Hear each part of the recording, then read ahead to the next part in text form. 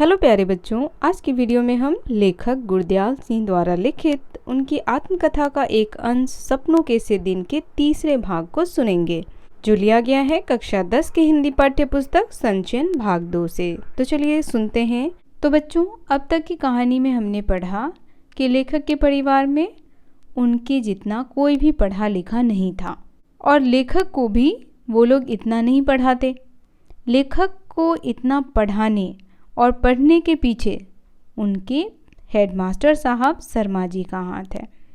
Headmaster साहब शर्मा जी एक अमीर व्यक्ति के बच्चे को पढ़ाते थे और वह बच्चा जब अगली श्रेणी में जाता तो हेडमास्टर साहब जी उनकी पुरानी पुस्तकों को लेकर के गुरदयाल सिंह को पढ़ने के लिए दे दिया करते थे। तो गुरदयाल सिंह जी जो थे वह पुरानी पुस्तकों को ही पढ़ा करते थे। उनके परिवार का इनकम इतना नहीं था कि वह हर साल उन्हें नई पुस्तकें, नई कॉपी, पेंसिल, पेन खरीद के दे सके। और कहते हैं लेखक कि उस समय 1 या 2 रुपए का बहुत महत्व था। अगर किसी के पास 1 या 2 रुपए हो तो वह साल भर अपनी ज़िंदगी आसानी से गुजर बसर कर सकता था। उसके बाद कहते हैं कि जैसे ही अगली श्रेणी में जाते तो उन सभी के मन में उत्साह के साथ साथ शंकाएं भी होती, उन्हें डर भी लगता। उत्साह अगली श्रेणी में जाने का होता और डर जो है वह शिक्षकों का होता। चलिए अब आगे देखते हैं कि क्या कहते हैं। सभी तो नए ना होते थे। लेखक कहते हैं कि सभी शिक्षक नए नहीं होते थे, 1-2 ही नए आते थे हर साल। बाकी सब वही पुराने शिक्षक होते थे जो अगली श्रेणी में पढ़ाते थे। कुछ ऐसी भी भावना थी कि अधिक अध्यापक एक साल में ऐसी अपेक्षा करने लगते जैसे हम हरफन मौला हो गए हों। और कह रहे हैं कि कुछ ऐसे भी अध्यापक हमारे स्कूल में थे जो यह अपेक्षा करते हमसे कि हम 1 साल में ही विद्वान हो जाएं, लेकिन ऐसा तो होता नहीं था। यदि उनकी आशाओं पर पूरे नहीं हो पाते तो कुछ तो जैसे चमड़ी उधेड़ देने को तैयार रहते। इन्हीं कुछ कारणों से केवल किताबों कॉपियों की गंध से ही नहीं, बाहर के बड़े गेट से 10-15 गज दूर स्कूल के कमरों तक रास्ते के दोनों ओर जो अलियारे के झाड़ उगे थे उनकी गंध भी मन उदास कर दिया करती थी। अब देखिए, जहाँ लेखक को अगली कक्षा यानी अगली श्रेणी में जाने का उत्साह है, वहीं अध्यापकों का डर भी है उनके मन में। कुछ अध्यापकों की ऐसी आशा होती कि भाई बच्चे 1 साल में ही विद्वान हो जाए। अगर बच्चे उनके उस पे खरे नहीं उतरते तो वह उन्हें बहुत ही बुरी तरीके से मारते पीटते थे। और यही एक वजह है कि लेखक जो है वह स्कूल जाना चाहते ही नहीं थे। लेखक के अन्य साथी ये सभी स्कूल जाना ही नहीं चाहते थे। परंतु स्कूल 1-2 कारणों से अच्छा भी लगने लगा। अब देखिए वो क्या क्या कारण है। मास्टर प्रीतम चंद जो हैं वह उनके पीटी टीचर हैं। जब हम स्काउटों को परेड करवाते तो लेफ्ट राइट की आवाज़ या मुंह से विसल से मार्च कराया करते। फिर राइट टर्न या लेफ्ट टर्न या अबाउट टर्न कहने पर छोटे छोटे बूटों की एड़ियों पर दाएं बाएं या एकदम पीछे मुड़कर बूटों की ठक ठक करते अकर कर चलते तो लगता जैसे हम विद्यार्थी नहीं, बहुत महत्वपूर्ण आदमी हों, फौजी जवान हों। तो इन कारणों से लेखक को स्कूल जाना अच्छा भी लगता था। दूसरे विश्व युद्ध का समय था, परंतु हमारी नाभा रियासत का राजा अंग्रेज़ों ने 1923 में उन्हें गिरफ्तार कर लिया था और तमिलनाडु में कोडाई केनाल में जंग शुरू होने से पहले उनका देहांत हो गया था। उस राजा का बेटा कहते थे अभी विलायत में पढ़ रहा था, इसीलिए हमारे देसी रियासत में भी अंग्रेज़ की ही चलती थी। फिर भी राजा के न रहते अंग्रेज़ हमारी रियासत के गांवों से जबरन भर्ती नहीं करा पाता। अंग्रेज़ उस समय भारत क्या था, गुलाम था अंग्रेज़ों का। तो अंग्रेज़ों का शासन था। अंग्रेज़ ने क्या किए थे कि जितने भी राजा महाराजा थे उन सब को अपना गुलाम बना लिया था, या कह सकते हैं कि उन सब पर अपना अधिकार जमा लिया था। तो वो चाहते थे कि जितने भारतीय हैं वह सभी फौज में चले आएं, क्योंकि द्वितीय विश्व युद्ध शुरू हो चुका था। अब देखिए, लोगों को फौज में भर्ती करने के लिए कुछ अफसर आते तो उनके साथ कुछ नौटंकी वाले भी हुआ करते। अब नौटंकी वाले क्यों हुआ करते थे? ताकि वह नाटक दिखाएं और लोगों को अपनी ओर आकर्षित करें। अब देखिए, वे रात को खुले मैदान में सामियाना लगाकर लोगों को फौज के सुख आराम बहादुरी के दृश्य दिखाकर आकर्षित किया करते थे, ताकि अधिक से अधिक लोग जो हैं वह फौज में शामिल हों। उनका एक गाना अभी भी लेखक को याद है। अब देखिए, कुछ मस्खरे अजीब सी वर्दियां पहने और अच्छे बड़े फौजी बूट पहने गाया करते थे। मस्खरे यानी जो हंसी मजाक करते हैं।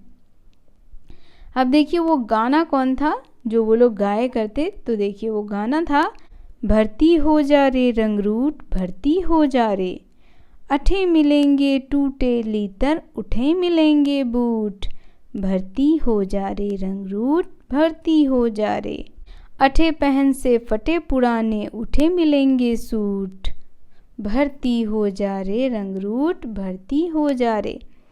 तो इस तरीके से गाना गा गा करके वह लोगों को अपनी ओर आकर्षित किया करते थे। और बहुत सारे लोग जो थे या नौजवान जो थे वह इन गानों को, इन गीतों को सुन करके उनके प्रति क्या हो जाते थे? आकर्षित हो जाते थे और वो फौज में शामिल हो जाया करते थे, यानी भर्ती हो जाते थे। अब देखिए, कभी कभी हमें भी महसूस होता कि हम भी फौजी जवानों से कम नहीं। लेखक कह रहे हैं कि कभी कभी हमें भी ऐसा लगता कि हम भी क्या हैं? फौजी जवान हैं। धोबी की धुली हुई वर्दी और पॉलिश किए बूट और जुराबों को पहने जब हम स्काउटिंग की परेड करते तो लगता हम फौजी ही हैं। मास्टर प्रीतम चंद को स्कूल के समय में कभी भी हमने मुस्कुराते या हंसते न देखा था। उनका ठिगना कर, दुबला पतला परंतु गठीला शरीर, माता के दागों से भरा चेहरा और बाज सी तेज आंखें, खाकी वर्दी, चमड़े के चौड़े पंजों वाले बूट, सभी कुछ ही भयभीत करने वाला हुआ करता। अब यहाँ लेखक पीटी टीचर प्रीतम चंद का वर्णन कर रहे हैं और कह रहे हैं कि जब भी वह स्कूल में दिखते तो कभी मुस्कुराते नहीं दिखते थे। उनके चेहरे पर हमेशा गंभीरता रहती थी और साथ ही वो बहुत ही गुस्से में भी रहते थे। ठिगना सा शरीर था, दुबले पतले थे वो, और पूरे चेहरे पे माता के दाग, चिकन पॉक्स जो हो जाता है बच्चों, जिसे हम स्मॉल पॉक्स भी कहते हैं, तो वो हो जाने के बाद क्या होता है, उसका दाग जो है वो शरीर पर रह जाता है। तो लेखक कहते हैं माता के दागों से उनका चेहरा जो है वह पूरी तरह भरा हुआ, उनकी आंखें बाज की तरह तेज, और चमड़े के चौड़े पंजों वाले बूट वो पहनते थे। और कैसे दिखते थे? बहुत ही भयानक, जिनको देखते ही बच्चे डर जाया करते थे। उनके बूटों की ऊंची एड़ियों के नीचे भी खुरियां लगी रहती। आपने देखा होगा गाय बैलों के पैर को, गाय बैल का जो पैर होता है या जानवरों के जो पैर होते हैं उसमें खुर होता है। तो यहाँ कह रहे हैं कि उनके जो बूट, यानी प्रीतम चंद के जो बूट होते थे उनमें खुरियां भी लगी रहती थी, जैसे तांगों के घोड़े के पैरों में लगी रहती है। क्यों लगाते हैं बच्चों तांगे के घोड़े के पैर में खुरियां? ताकि उसका पैर घिसे ना। अगले हिस्से में पंजों के नीचे मोटे सिरों वाले कील ठुके होते। यदि वह सख्त जगह पर भी चलते तो खुरियों और कीलों के निशान वहाँ भी दिखाई देते। हम ध्यान से देखते, इतने बड़े और भारी भारी बूट पहनने के बावजूद उनके टखनों में कहीं मोज तक नहीं आती थी। उनको देखकर हम यदि घर वालों से बूटों की मांग करते तो माँ बाप यही कहते कि टखने टेढ़े हो जाएंगे, सारी उम्र सीधे न चल पाओगे, इसीलिए बूट ना पहनो। मास्टर प्रीतमचंद से हमारा डरना तो स्वाभाविक था, परंतु हम उनसे नफरत भी करते थे। कारण तो उसका मारपीट था।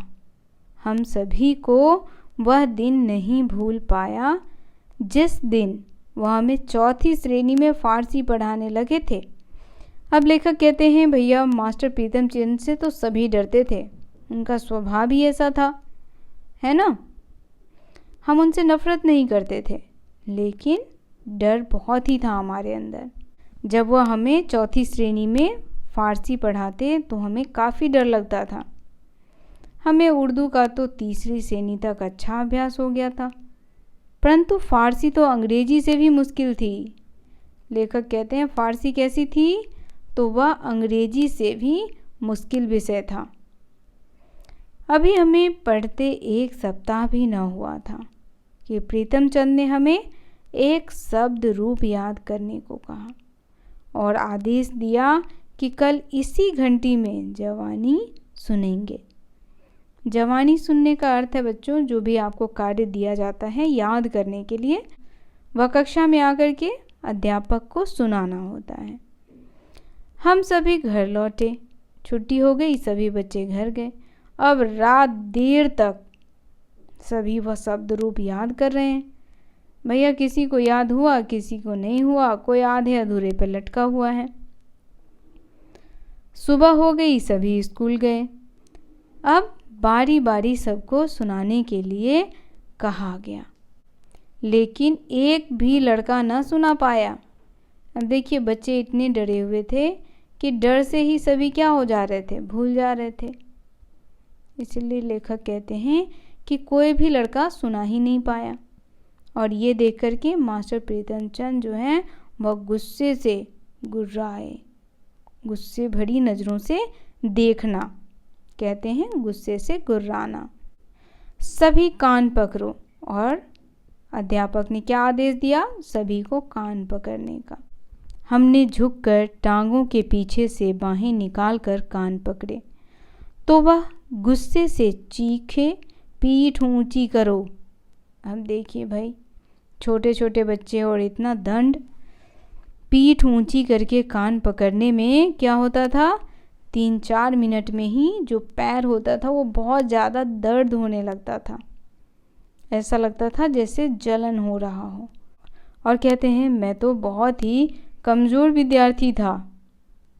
अगर ऐसा मुझे ज़्यादा देर तक करना पड़ा तो मैं यहीं पर क्या हो जाऊंगा, लुढ़क जाऊंगा, यानी बेहोश हो जाऊंगा।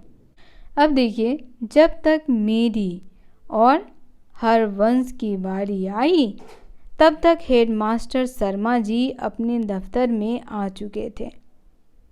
जब हमें सज़ा दी जा रही थी तो उसके कुछ समय पहले शर्मा जी स्कूल की पूरब की ओर बने सरकारी अस्पताल में डॉक्टर कपलास से मिलकर आए थे। वह दफ्तर के सामने की ओर चले आए। आते ही जो कुछ उन्होंने देखा सहन नहीं कर पाए। अब देखिए उन्होंने क्या देखा जो उन्हें सहन नहीं हुआ। उन्होंने देखा कि पीटी टीचर प्रीतमचंद जो हैं वह चौथे क्लास के बच्चों को दंडित कर रहे हैं। और बच्चे काफ़ी छोटे होते हैं चौथे क्लास में, इसीलिए ये सभी उन्हें सहन नहीं हो पाया। शायद यह पहला अवसर था कि वह पीटी प्रेमचंद की उस बर्बरता को सहन न कर पाए। वह उत्तेजित हुए, काफ़ी गुस्से में आए और कहा, "What are you doing? Is it the way to punish the students of 4th class? Stop at once." और उन्होंने कहा कि क्या हो रहा है यह? 4th क्लास के बच्चों को ऐसे कोई पनिश करता है? बंद करो इसे। लेखक कहते हैं कि हमें तब अंग्रेजी नहीं आती थी, क्योंकि अंग्रेजी 5वीं कक्षा से शुरू होती है और उस समय लेखक 4थी कक्षा में थे। क्या 4थी श्रेणी को सज़ा देने का यह ढंग है? इसे फ़ौरन बंद करो। शर्मा जी गुस्से से कांपते हुए बरामदे से ही अपने दफ्तर में चले गए। फिर जब प्रीतम चंद कई दिन स्कूल नहीं आए तो यह बात सभी मास्टरों की जुबान पर थी कि हेडमास्टर शर्मा जी ने उन्हें मुअत्तल करके अपनी ओर से आदेश लिखकर मजदूरी के लिए सरकारी रियासत की राजधानी नाभा भेज दिया है। वहाँ हजरी लाल नाम के महकमाए तालीम के डायरेक्टर थे जिनसे ऐसे आदेश की मंजूरी आवश्यक थी। अब देखिए, पीटी टीचर को जब हेडमास्टर साहब ने डांटा तो पीटी टीचर जो हैं वह स्कूल आना बंद कर दिए थे।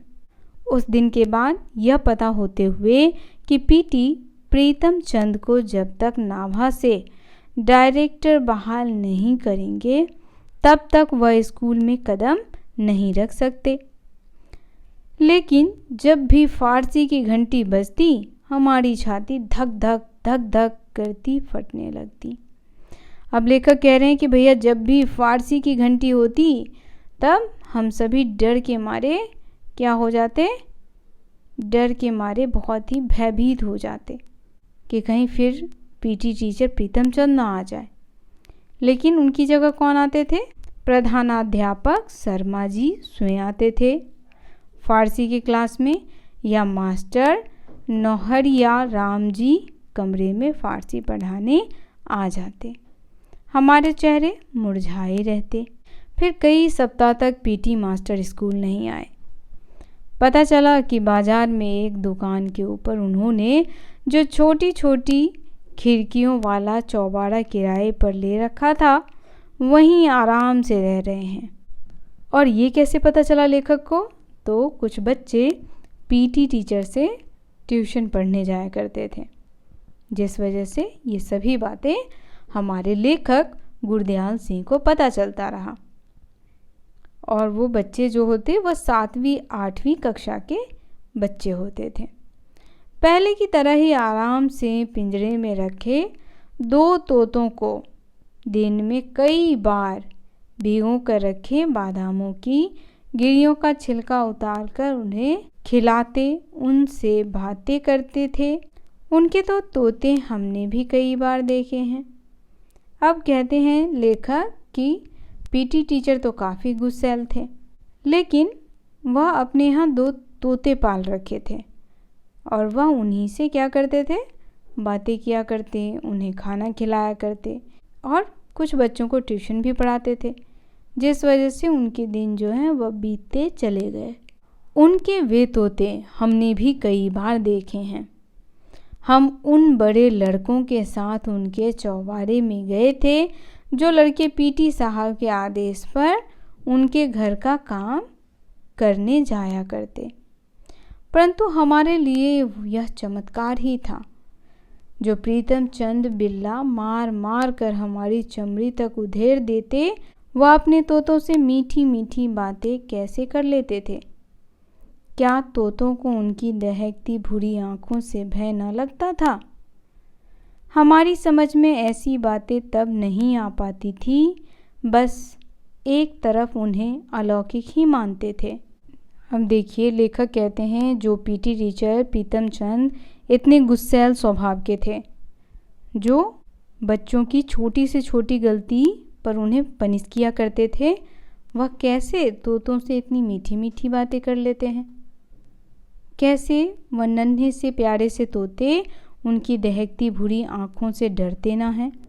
तो ये सभी बातें लेखक के मन में आया करती थी और इसीलिए लेखक कहते हैं कि हमारी समझ में तो ये सारी बातें आती ही नहीं थी, बस एक तरह उन्हें अलौकिक ही वो मानते थे। तो बच्चों, ये था लेखक गुरदयाल सिंह के आत्मकथा का एक अंश और ये कहानी यहीं समाप्त होती है। ये वीडियो आपको कैसा लगा आप हमें कमेंट करके अवश्य बताएं। वीडियो पसंद आया हो तो इसे लाइक, शेयर और हमारे चैनल को सब्सक्राइब करना बिल्कुल ना भूलें। मिलते हैं आपसे इसी प्रकार की कहानियों के साथ। तब तक के लिए आप सभी का धन्यवाद।